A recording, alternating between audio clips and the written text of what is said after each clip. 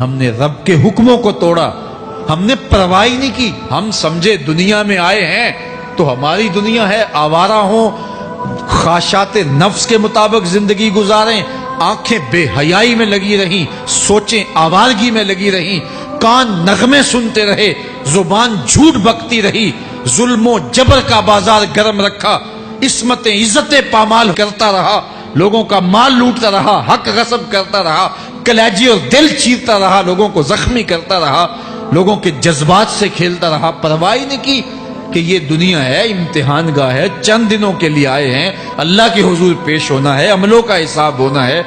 اب جب وہ دیکھیں گے کہ ہمارے ساتھ کیا ہونے والا ہے تو ان کے چہرے پہلے بگڑ جائیں گے۔ کیوں؟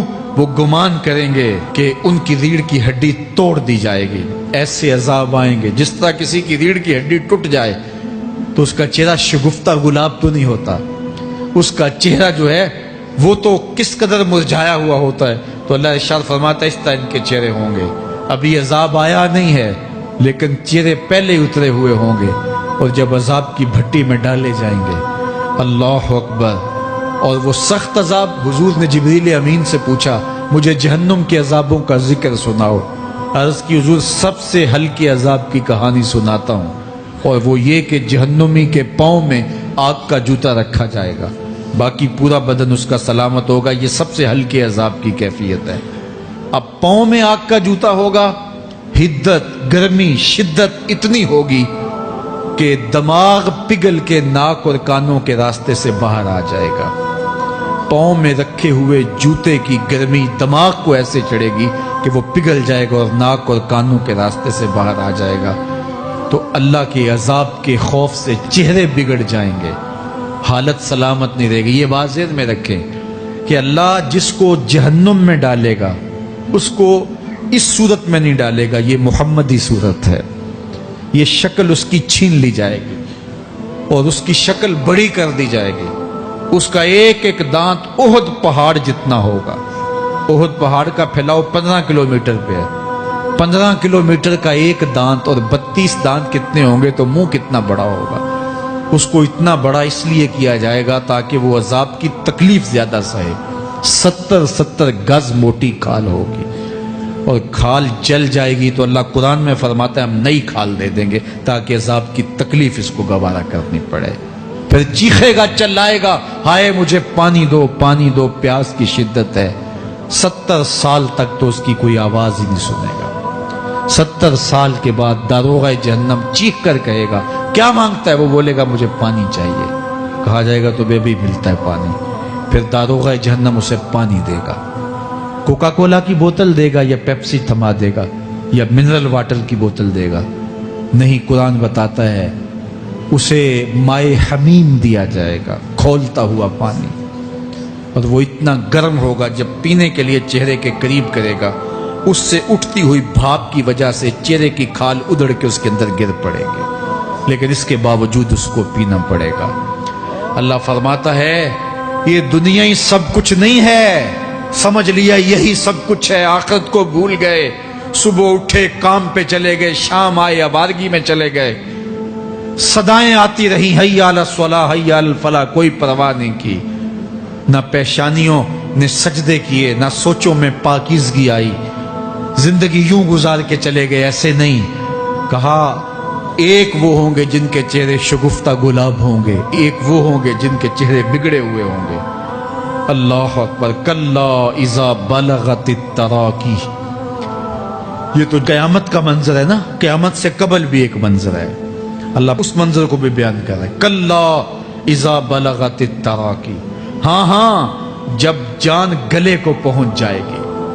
اے انسان تیرے اوپر وہ گھڑی بھی آنے والی ہے، وہ وقت بھی آنے والا ہے جب سانس اس ہنسلی میں اٹک جائے گا، جب سینے سے بھی سانس اوپر چلی گئی، اب ڈاکٹر بھی لا علاج قرار دے رہے ہیں کہ اب علاج نہیں رہا ہے، جان بس اب نکلنا چاہ رہی ہے، اور کہا جائے گا کوئی جھاڑ پھونک والا بلاؤ۔ اب ڈاکٹروں نے تو جواب دے دیا، اب سانس اٹک گئی گلے میں، چند لمحوں کی مہمان ہے، اب ڈاکٹروں نے کہا اب ہماری جانب سے لا علاج ہو گیا، اب لے جاؤ اس کو گھر یا وینٹیلیٹر پہ ڈال دیتے ہیں اس کو، بس اب ہماری جانب سے کوئی اس کا علاج نہیں ہے.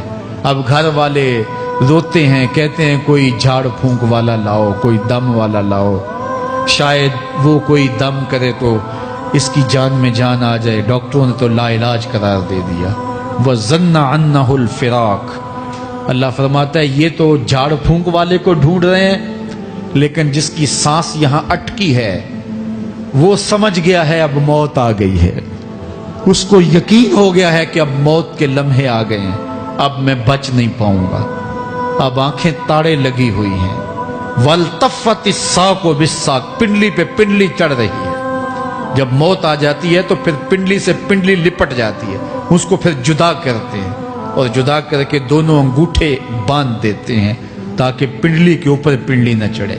اللہ وہ منظر بیان کرتا ہے، صاحب یہ وقت آنے والا ہے جب دونوں انگوٹھے باندھ دیے جائیں گے، جب ناک میں روئی ٹھونس دی جائے گی، جب چٹے لباس میں کفن دیا جائے گا، جب غسال کے سامنے بے بس پڑے ہوں گے، وہ چاہے یہ بازو اٹھائے چاہے یہ بازو اٹھائے، گرم پانی ڈالے یا سرد پانی ڈالے، جب بس پڑے ہوئے ہوں گے جو ہے وہ غسل دینے والوں کے، اور ناک میں روئی ہوگی اور دونوں انگوٹھے آپس میں بندھے ہوں گے. یہ محل، یہ ماڑی، یہ کوٹھیاں، یہ بنگلے جس کو سویر شام لگ کے حلال حرام کی تمیز کیے بغیر بنایا تھا، غوث اعظم رضی اللہ تعالیٰ عنہ بولے مکان بنا رہا ہے، بسیں گے اور حساب تو جا کے دے گا.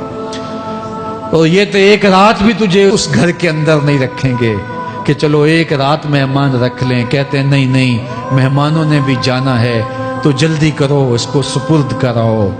وہ تو تیرا لباس بھی پھاڑ کے اتاریں گے، خود غسل دینے کے لیے تیار بھی نہیں ہے. تجھ سے خوف آنے لگا ہے. جاندی واری ڈرونا بنے ہوتے، ہاتھ نہ لاندے ڈر دے، جنہ لئی تو پاپ کمائے اج کتھے نہیں تیرے کر دے. آج تو وہ تیرے ساتھ تجھے غسل دینے کے لیے آمادہ نہیں ہے. وَالْتَفَّتِ السَّاقُ بِالسَّاقِ. جب پنڈلی پہ پنڈلی چڑھنے لگ جائے گی، إِلَىٰ رَبِّكَ يَوْمَئِذٍ الْمَسَاقُ. اس دن تیرے رب کی طرف ہی لوٹ کے جانا ہے. فَلَا صَدَّقَ وَلَا صَلَّىٰ. اس نے نہ تو سچ مانا اور نہ نماز پڑھی. وَلَٰكِنْ كَذَّبَ وَتَوَلَّىٰ. ہاں جھٹلایا اور منہ پھیر کے چل پڑا. ثُمَّ ذَهَبَ إِلَىٰ أَهْلِهِ يَتَمَطَّىٰ. پھر اپنے گھر کو اکڑتا ہوا چلا. اولا لَكَ فَأَوْلَىٰ ثُمَّ أَوْلَىٰ لَكَ فَأَوْلَىٰ. تیری خرابی آ پہنچی، ہاں تیری خرابی آ پہنچی. اَيَحْسَبُ الْإِنسَانُ أَن يُتْرَكَ سُدًى.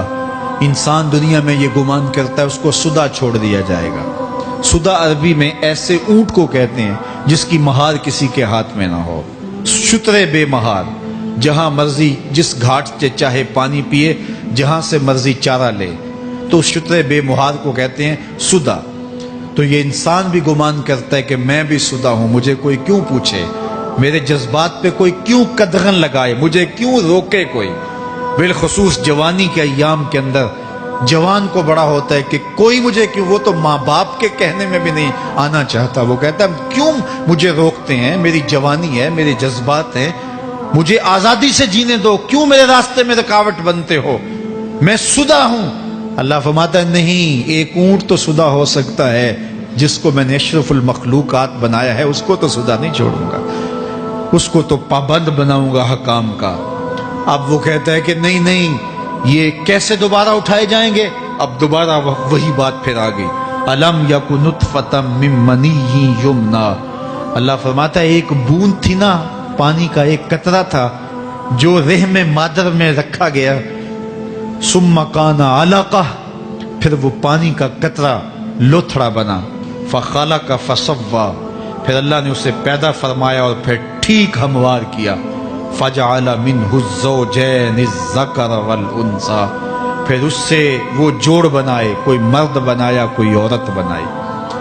کہا اب غور کر، اب تیری آنکھیں دیکھتی ہیں، بجلیاں چمکتی ہیں، تیری زبان کا طوطی بولتا ہے، لوگ اشش کرتے ہیں تیری گفتگو پہ، تیری گفتار پہ صدقے جاتے ہیں، تیرے لہجے کے جمال کو دیکھتے ہیں، تیرے سینے کا زور، تیرے پنجوں کی طاقت، تیری دماغ کی تیزیاں اور تیری سوچوں کے اجالے، تیری زوردار ٹانگیں، تیرے کڑیل بازو اور تیری چوڑی چھاتی اور تیرے گلاب کی پتیوں جیسے ہونٹ، اے انسان یہ سب کچھ کہاں تراشا گیا؟ ماں کے رحم میں، اس تاریکی میں جو 3 پردوں میں تھی، تیرا سر تیرے گھٹنوں میں تھا، اور تیرے رب نے وہاں تیرے اندر نسوانیت یا رجولیت کی صلاحیتیں پیدا کی، تیری آنکھوں میں چمک پیدا کی، تیرے کانوں میں نغمے بکھیرے، تیری زبان کے پٹھوں پہ قوت ذائقہ رکھی، تجھے بولنے کی صلاحیت دی، تیرے پنجوں میں زور رکھا۔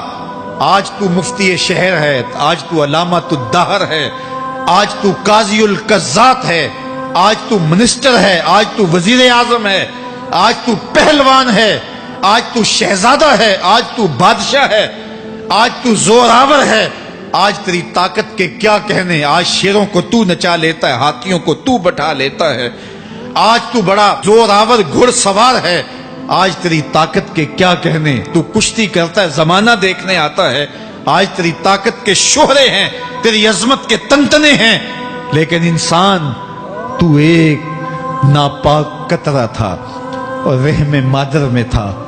تیرے اندر یہ رنگ کس نے بھرے؟ تیرے کانوں میں نغمے کس نے رکھے؟ تجھے دماغ کی قوتیں کس نے دی؟ زبان کو بولنا کس نے سکھایا؟ آنکھوں میں توانائیاں کس نے رکھی؟ تیری زبان کا طوطی بولتا ہے، یہ سلیقے کس نے دیے؟